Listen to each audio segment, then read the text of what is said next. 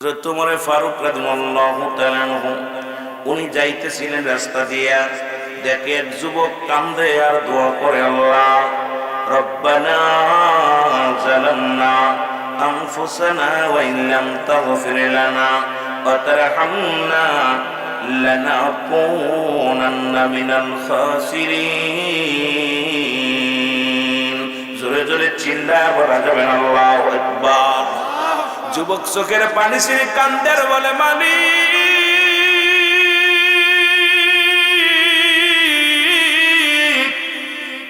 তুমি আমার মায়ের বিচার করো।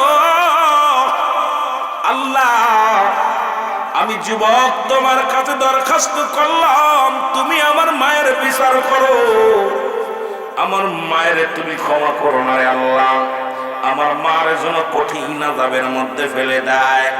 আল্লাহ আমার মাকে যেন দুনিয়ার ভিতরে থেকে বিদায়ের পরে তুমি তারে কঠিন আযাবের মধ্যে দিয়ে দিবা। মায়ের বিরুদ্ধে দোয়া করে যুবক। হযরত ওমর ফারুক দেখে হাত উঠাইয়া যুবক দোয়া করে মায়ের বিরুদ্ধে অভিযোগ। আর একটু জোরে।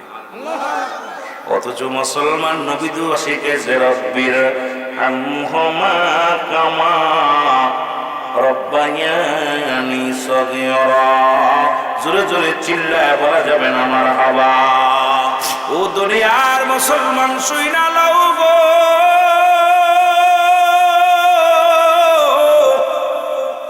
যুবক দোয়া করে হযরত ওমর ফারুক দেখতে বলে, যুবক তুমি কার বিরুদ্ধে অভিযোগ করো?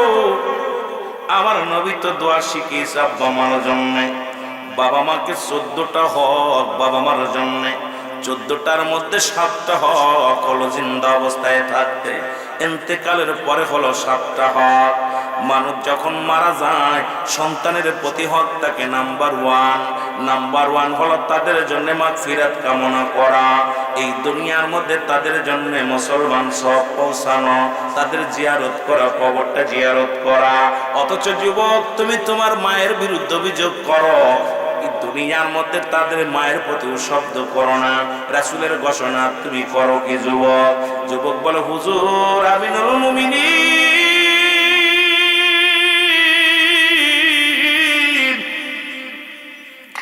আমার মা আমাকে অস্বীকার করে, এই কারণে নবী গো আমিনুল মুমিনিন আমি আমার মায়ের বুকে 2 বছর দুধ পান করেছি। জোরে বলা যাবে না আল্লাহু আকবার।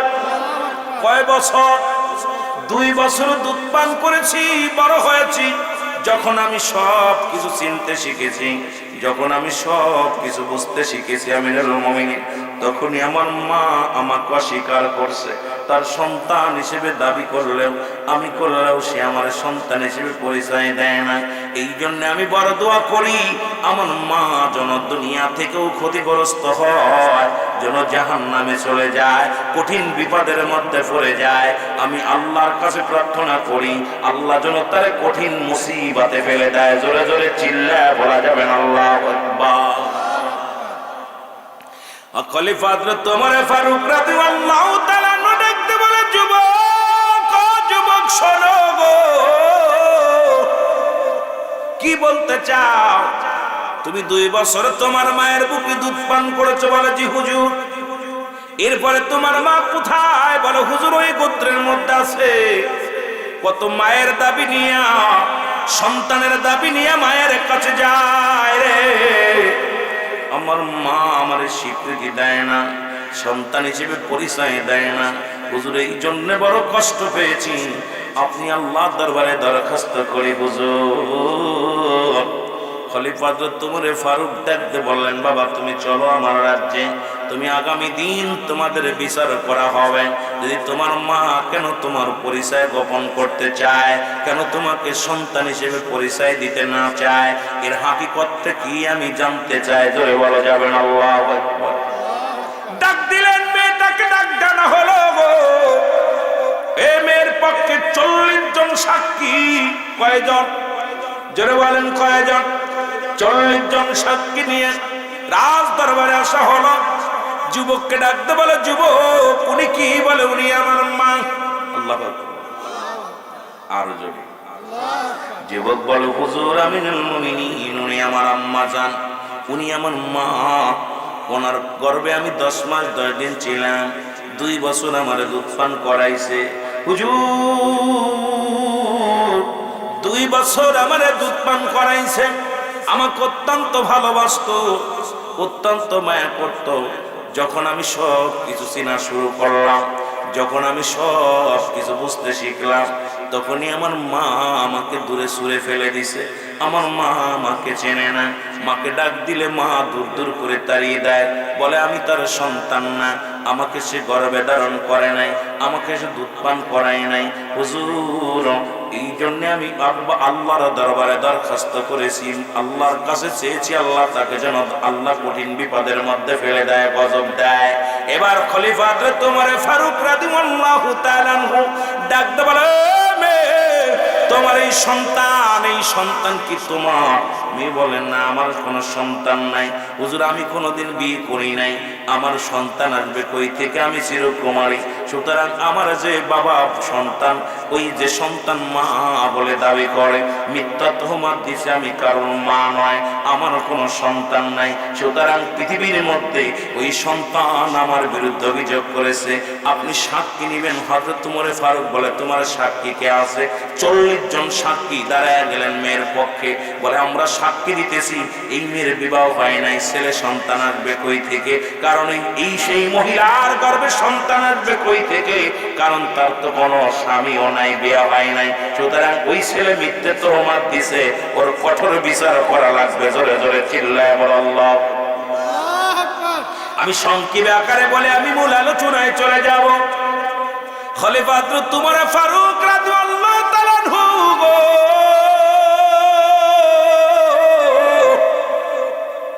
ডাকতে বলে, উজির ও পাহারাদার শোনো, জলদি করে যুবকের হাতে পায়ে বাঁধো, রশি দিয়ে বেঁধে তাকে কোথায় নিয়ে যাও? কয়েদখানায় নিয়ে যাও, কারণ আগামীকাল তার বিচার হবে। এই মিথ্যা তোহমাত দেওয়ার কারণে, এই মিথ্যা বলেছে, একটা মহিলার পরে মিথ্যে তোহমাত দিছে, কারণ রাসূল বলেছে, রাসূলের কথা শুনে নাও, আল্লাহর বিধান শুনে নাও, কারণ রাসূল আকরাম সাল্লাল্লাহু আলাইহি ওয়াসাল্লাম বলতেছিল, আয়েশা রে, আমি 2 শ্রেণী মানুষ আমি জাহান্নামে দেখাইছি গো। ও আয়েশা, এক শ্রেণী মানুষ হলো দুনিয়ার মধ্যে অনেক আমল করত, নামাজ ছাড়তো না, রোজা ছাড়তো না, হজ ছাড়ে নাই, যাকাত ছাড়ে নাই, দুনিয়ার মধ্যে কঠিন আমলদার ব্যক্তি হবে গো, কিন্তু মুসিবতের দিনে ওই সমস্ত মানুষ আমল শূন্য হয়ে কিয়ামতের ময়দানে উঠবে। আম্মা জান আয়েশা বলে, ইয়া রাসূলুল্লাহ, ইয়া হাবিবাল্লাহ, তারা কারা? কিসের জন্য? তাদের কি অপরাধ?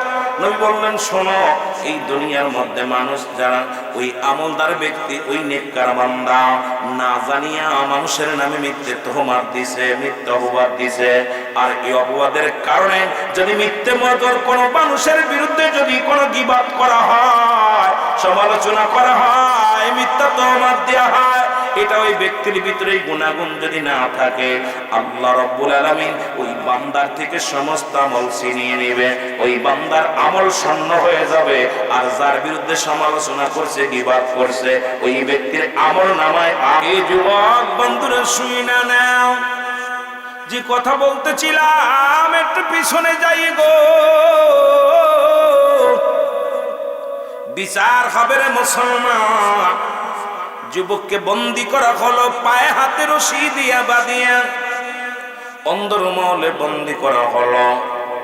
ওই পথে যাইতেছিল মুসলমান হযরত আলী রাদিয়াল্লাহু তাআলা আনহু, জোরে বলা যাবে না সুবহানাল্লাহ। হযরত আলী রাদিয়াল্লাহু তাআলা যখন যাইতেছিল, যুবকের নজরে পড়ছে, যুবক ডাকতে বলে, হুজুর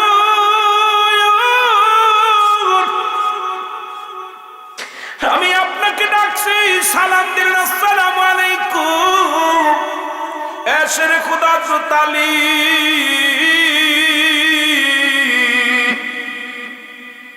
বলে, কে ডাকো? বলে আমি। বলে কি বলো? বলে হুজুর, আমাকে অন্যায় ভাবে হযরত ওমর ফারুক আমাকে বন্দী করেছে, আমাকে আগামী দিন হত্যা করা হবে বলছে, আমাকে শিরচ্ছেদ করা হবে, বড় কষ্টের মধ্যে আছি হুজুর, বিনা দোষে আমি অপরাধী। যুবক ডাকতে বলে, হুজুর খলিফা হযরত উমর ফারুক আমাকে বন্দী করে রাখছে। আল্লাহু আকবার বলেন। আগামীকাল আমার বিচার হবে, আমাকে দুনিয়া থেকে বিদায় করে দিবে। বলে তোমার অপরাধ কি? বলে হুজুর আমার মা আমাকে অস্বীকার করে, আমি তাকে মা বলে ডাক দিই, বলে সন্তান পরিচয় দেয় না। আমি বড় কষ্টের মধ্যে আছি, আমার মা জননী, আমি তাকে বারবার মায়ের স্বীকৃতি নিয়ে যাই, মা পরিচয় দেয় না, মা স্বীকার করে না। এই জন্য আমি ওই মাকে আজকে হযরত উমরের কাছে নালিশ দিয়েছিলাম।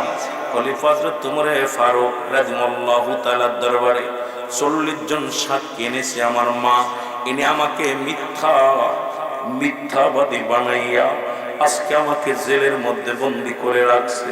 আগামীকাল আমার বিচার করা হবে। হুজুর গো, আপনার কাছে আমি আরজি করি, আমারে আপনি দয়া করেন, আমারে আপনি বাঁচান। আমি আমার মায়ের স্বীকৃতি চাই। আমার মা, আমি মিথ্যা বলে নাই, একচুয়ালি মিথ্যা বলি নাই। বলে এই কয়েদি কি ডাক দিয়ে বলেন, জেলে দারোয়ানকে বললেন জেল খোলো, দরজা খুলে নিয়ে আসো, হযরত উমরের দরবারে নিয়ে আসো।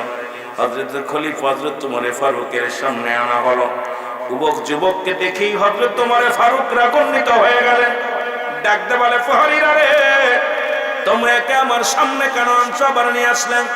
আগামীকাল ওর মৃত্যুদণ্ড হবে, আজকে কেন আমার সামনে আনলা?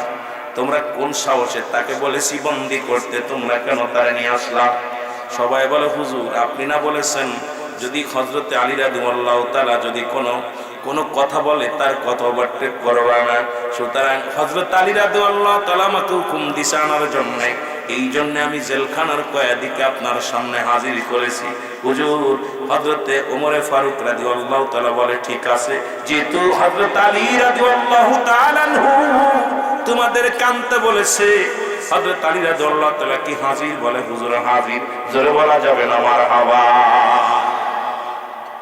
হযরত আলী রাদিয়াল্লাহু তাআলা আসলেন, হযরত ওমর ফারুক রাদিয়াল্লাহু তাআলা সব বিস্তারিত বর্ণনা করলেন।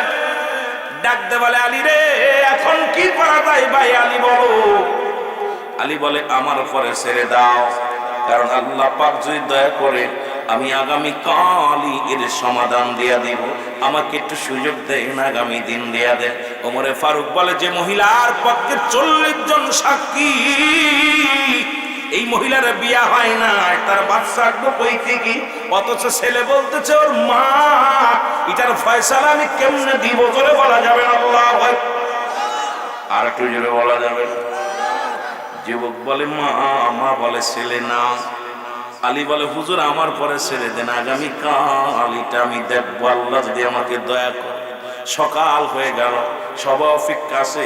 হযরত উমর যেখানে রায় দিতে পারে নাই, উমর যেখানে রায় দিছে মৃত্যুদণ্ড, সেখানে আলী কি করবে এটা দেখার একটা বিষয় আছে। জোরে বলা যাবে না আল্লাহ। আর একটু জোরে জোরে চিল্লায় বল আল্লাহ। ঝামেলা না কন্যা ঝামেলা। তখন প্রেসিডেন্ট হলো হযরত উমর ফারুক, তখন তো প্রেসিডেন্ট আলী নয়, তখন আলী মুসলমান। শোনো, তবে আলীকে মূল্যায়ন করে হযরত উমর ফারুক, কারণ ফাতেমার স্বামী, ওদিকে হাসান হুসাইনের বাবা। ও মুসলমান শোনো, পৃথিবীর মধ্যে আর আমার নবীর চতুর্থ খলিফা হলো হযরত উমর, হযরত আলী রাদিয়াল্লাহু তাআলা। আলীকেও সম্মান করেছে 5 পাঞ্জাতনের একজন, এই জন্য আলীর প্রতি সম্মান হযরত উমরের আছে। উমর চিন্তা করে দেখা যাক বিচার কি হয়। বিচারের কার্য শুরু হয়ে গেল। আল্লাহু আকবার। বিচারের কার্য শুরু হয়ে গেল। মহিলা 40 জন সাক্ষী নিয়ে সামনে হাজির হয়ে গেল। মহিলা সাক্ষী নিয়ে আসছে, পুরুষও এ মুসলমান যুবক সাক্ষী আছে, সবাই যুবকের পক্ষে 2-3 জন। তারা বলতেছে এই মহিলাই যুবকের বাবা। মা, যুবকের মা বলতেছে, শোনেন আমি কি বলবো, আমার বিবাহ হয় নাই, বাচ্চা হয় নাই, আমি ওকে চিনি না, যুবককে আমি চিনি না, সুতরাং এই যুবকের জীবনে আমি চেহারা দেখি নাই, এই যুবকের সঙ্গে আমার দেখা হয় নাই। যুবক আমাকে মা বলে দাবি করে, এটা বড় অপরাধ করেছে। আমি ওর বিচার চাই, আমি ওর বিচার চাই। মহিলা বিচার চাচ্ছে। হযরত আলী রাদিয়াল্লাহু তাআলা, আলী বলতেছে, মহিলা রে, তুমি তো বিচার চাইলা, ছেলেটা তো চাচ্ছে আপনাকে, আপনি তার মা। বলে অসম্ভব, আমার বিয়ে হয় নাই, বাচ্চা আসে কই থেকে? স্বামী নাই, বাচ্চা কই থেকে? আর 40 জন সাক্ষী যারা তারা বলতেছে, তার আপনজন সবাই বলতেছে না, অসম্ভব, মিথ্যা। হযরতে ওমর ফারুক বড় প্রেসারিত হয়ে গেলেন, চুপ করে বসে দাঁড়ায় রইলেন, চিন্তা করে বিচার কে কি করে হবে।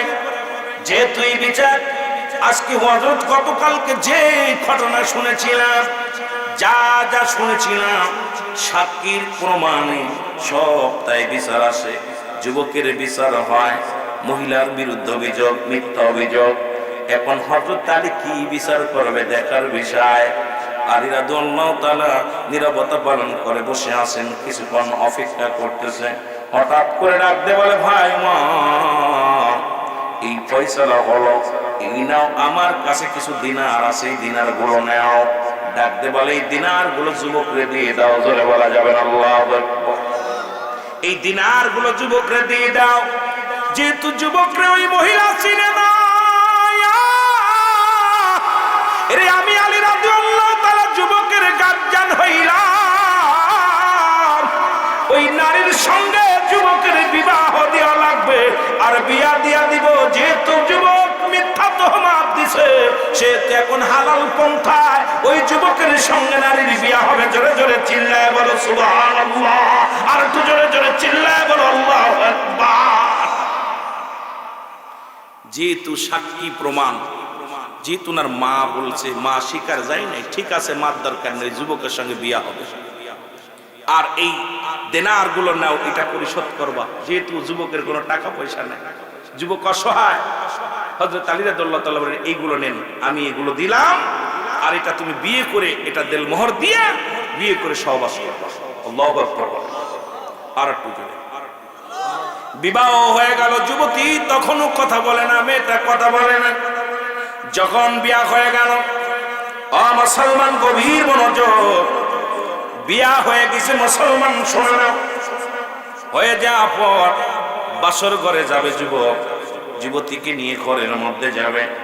এমন সময় যুবতী একটা চিৎকার মেরে বলে, আমিনুল মুমিনিন, আমাকে আপনি ক্ষমা করেন, আমার যারা আমার গোত্রের লোকেরা আমাকে চাপ দিয়ে আমার গোত্রের অমুক ছেলের সঙ্গে বিবাহ হয়েছিল। বিবাহ হওয়ার পরে এই সন্তানটা যখন দুনিয়ার মধ্যে আগমন করে, তখন সবাই আমাকে চাপ সৃষ্টি করে। তখন ওই সন্তানকে আমাকে অস্বীকৃতি করার জন্য আমার উপরে চাপ প্রয়োগ করে। আল্লাহর কসম করে বলি, ওটা আমার স্বামী নয়, ওটি আমার ছেলে। সুতরাং ছেলের সঙ্গে কোনোদিন বাসর হতে পারে না। আমি ক্ষমা চাই, আমি ক্ষমা চাই।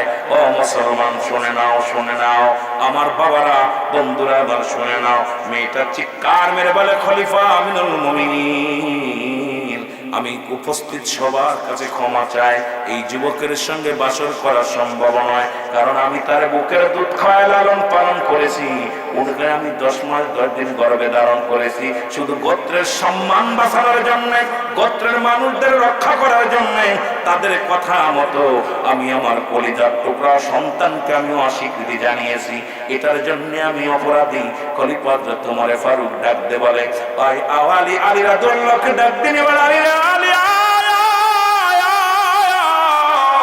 আজকে তুমি আমার ইজ্জত বাঁচাইলা, এইটাই তুমি নবীর, আমার নবীর উত্তরসূরি, এইটাই তুমি ইসলামের ধারক বাও। কারণ আজকে আমি তোমাকে, তুমি যে সমাধান দিছো, যে সমাধানের মধ্যে তুমি গেছো, আজ থেকে তোমাকে আমি স্যালুট জানাই, সাধুবাদ জানাই। কারণ এই সত্য ইসলামের জন্য তুমি পারবে ন্যায় বিচার করতে। জোরে জোরে চিল্লায় বলা যাবে আল্লাহু আকবার। আমার বাবারা, এইভাবে আসছে একটা বই, আর একটা বইয়ের মধ্যে আসছে যে বাসর করতে গেছে, কিন্তু ছেলেটা বারবার ওই হয়ে যায় আপনার পাথরের মতো বরফ, মানে তার ভিতরে কোনো উত্তেজনা ভাবমূর্তি কিছু থাকে না। রাত হয়ে গেলে নির্জন হয়ে যায়, সকালে আবার তরতাজা হয়।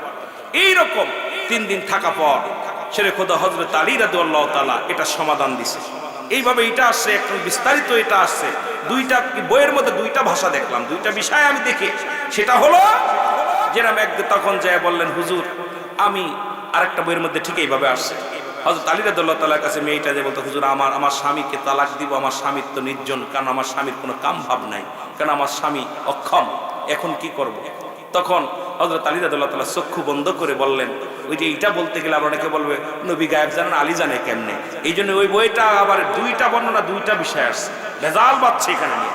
হযরত আলী রাদিয়াল্লাহু তাআলা ইলহামের মাধ্যমে শুনতে পাইল, হে আলী বলে দাও সন্তানের সঙ্গে তো মায়ের বাসর হতে পারে না, সুতরাং এই জন্যে আল্লাহ রাব্বুল আলামিন তাকে নির্জন করে দিয়েছে। আল্লাহু আকবার, আরো জোরে বলেন আল্লাহু আকবার। সুতরাং সমাধান আল্লাহর নবী সাহাবীরা এইভাবে অনেক সমাধান দিয়েছে, এইভাবে অনেক সমাধান আল্লাহর তরফ থেকে আইছে। জোরে বলেন ঠিক কিনা? আর একটু জোরে বলেন আল্লাহু আকবার। মহব্বতে জিকির করুন লা ইলাহা ইল্লাল্লাহ, জোরে লা ইলাহা, আর জোরে লা ইলাহা,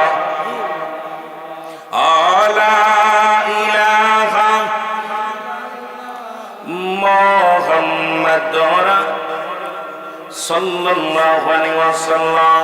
এ দুনিয়ার যুবক শুনে না, যে আলোচনা আমি কিছু সূরা ইখলাস থেকে আলোচনা শুরু করেছিলাম, ছোট্ট একটা সূরা পড়ে আলোচনা শুরু করেছি, আবার পড়েন আমার সঙ্গে, বিসমিল্লাহির রাহমানির রাহিম, কুল হুয়াল্লাহু আহাদ, আল্লাহুস সামাদ, লাম ইয়ালিদ ওয়া লাম ইউলাদ ওয়া লাম ইয়াকুল লাহু কুফুয়ান আহাদ। জোরে জোরে চিল্লায় বলা যাবে না আল্লাহু আকবার? একটু জোরে বলা যাবে না? আল্লাহ ডাকতে বলে, হাবিব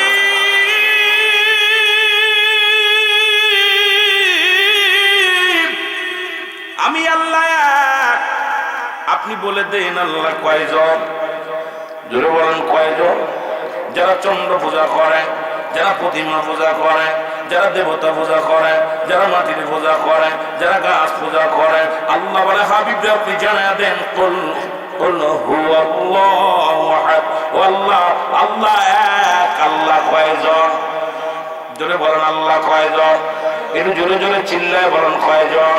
এখন যারা দ্বিতীয় ভগবান বানাইয়া এই দুনিয়ার মধ্যে যারা পূজা করে, আল্লাহ ব্যতীত যারা সিজদা করে অন্য কাউকে, আল্লাহর কোনো শরীক নাই, কোনো মুসলমান আকার নাই।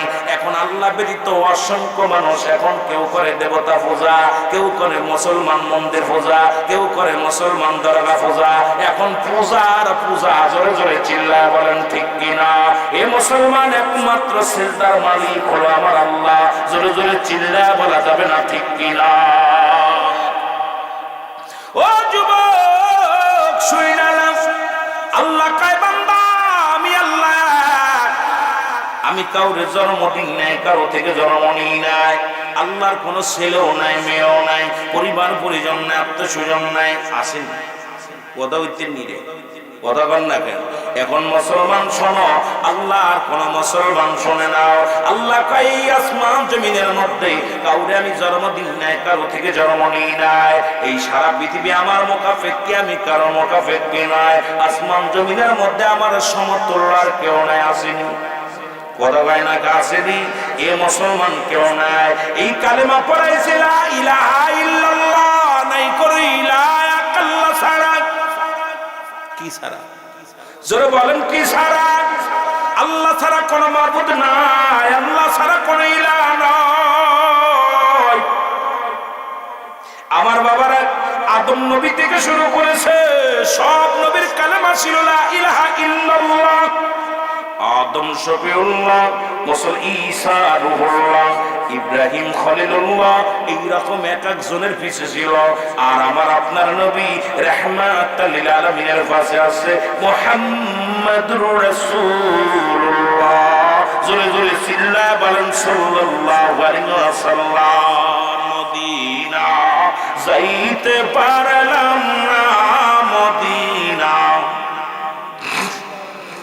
একটু মহব্বতে বলা যাবে না মদিনা যাইতে পারলাম না মদিনা।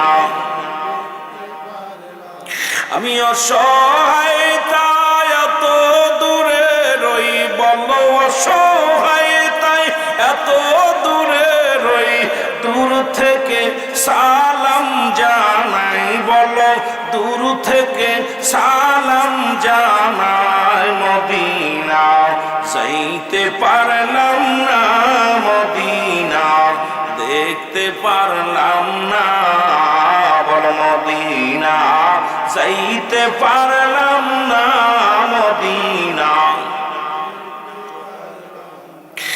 মদিনার পুবাল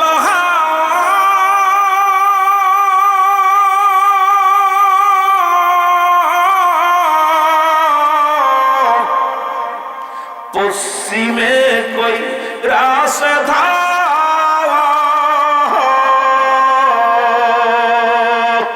এই গরিব দুঃখীর সালাম খানি, গরিব দুঃখীর সালাম খা। দুনিয়ার মুসলমান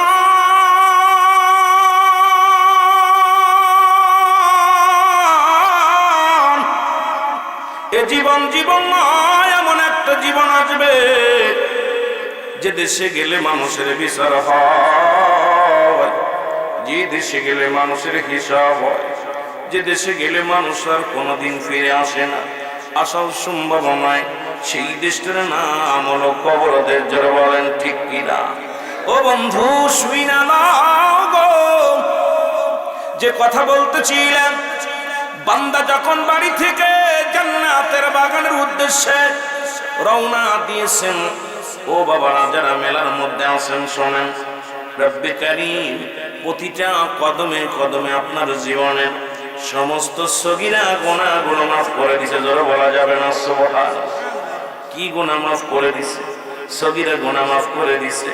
এ মুসলমান, আমরা শুধু সগীরা গুনাহ করি নাই গো, পদে পদে করছি কবিরা গুনাহ।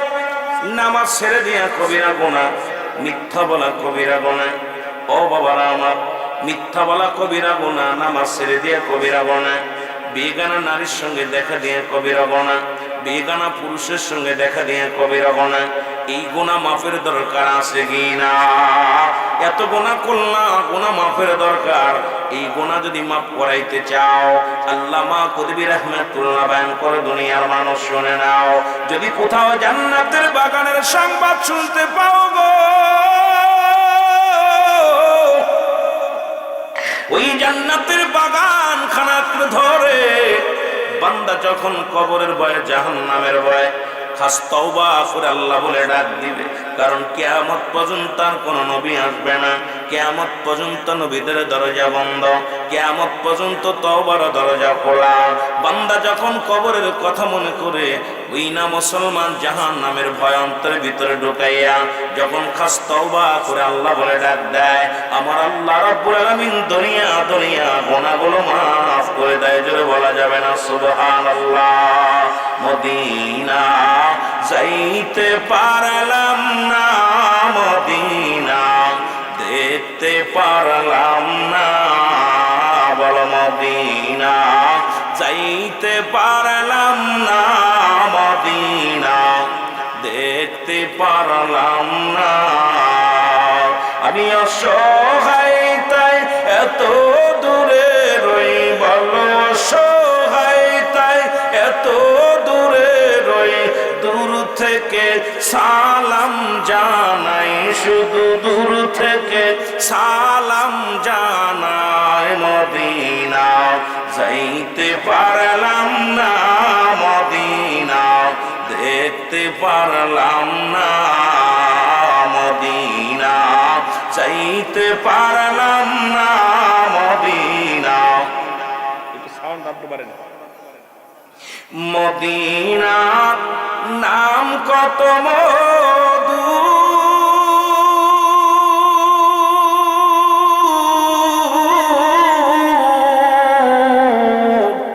মদিনা আর যে কত দূর, ওই মদিনার পথের ধুলি, বলো এই মদিনার পথের ধুলি মাখতে পারলাম না মদিনা, যাইতে পারলাম না মদিনা, দেখতে পারলাম না। মহব্বতে বলেন মদিনা, যাইতে পারলাম না মদিনা, দেখতে পারলাম না।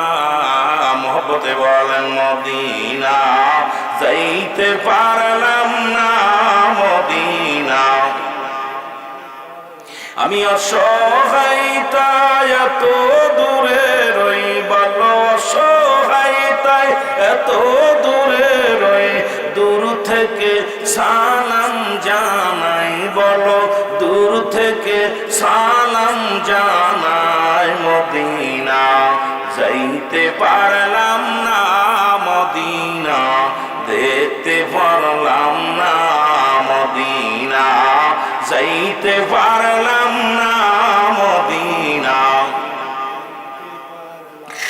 মদিনার নাম কত সুন্দর,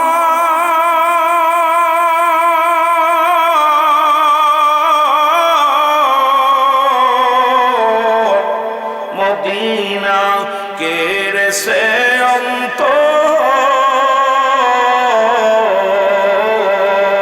এই গরিব দুঃখীর সালাম খানি, দোয়াল সারাবাসীর সালাম খানি, বগুড়াবাসীর সালাম খানি, পৌঁছাই দিও মদিনায় মদিনা, যাইতে পারলাম না মদিনা, দেখতে পারলাম না মদিনা, যাইতে পারলাম না মদিনা, দেখতে পারলাম না।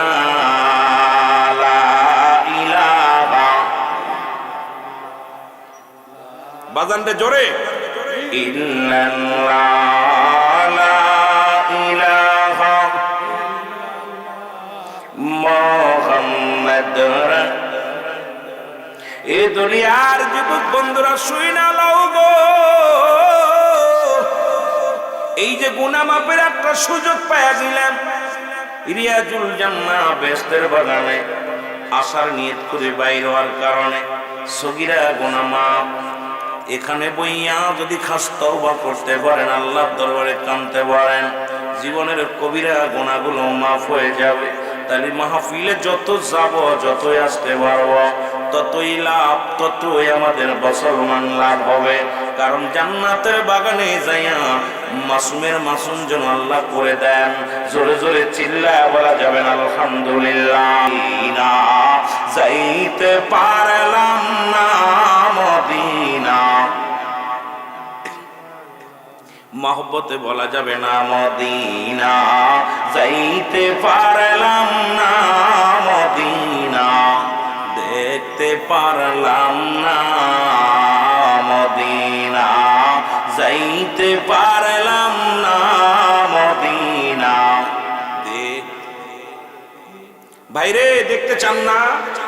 আলেম ওলামাদের জন্য কিতাব, সাধারণ পাবলিকের জন্য দিক নির্দেশনা, কথা, আর যুবকদের জন্য মাঝে মাঝে সঙ্গীত দিই। তবে মানুষ কমে জন্য ওয়াজ করে শান্তি পাবো না, তবে একটু ভালোবাসা দিলে সুন্দর কথা শুনতে পারবেন। মদিনা যাইতে পারলাম না মদিনা, দেখতে পারলাম না মদিনা, যাইতে পারলাম না মদিনা।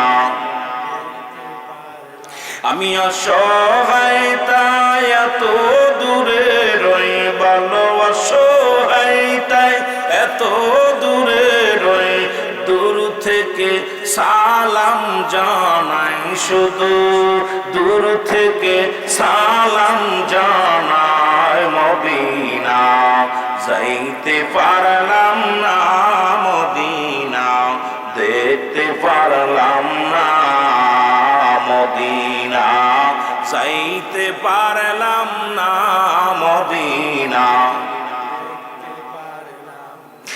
মদিনার নাম কত মধু,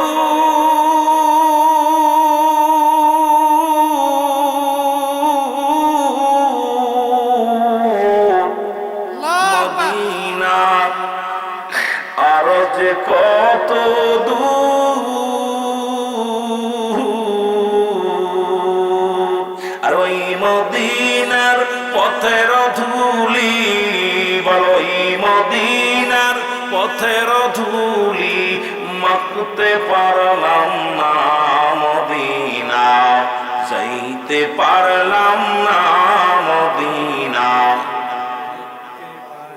আরো জোরে বলেন মদিনা, যাইতে পারলাম না মদিনা।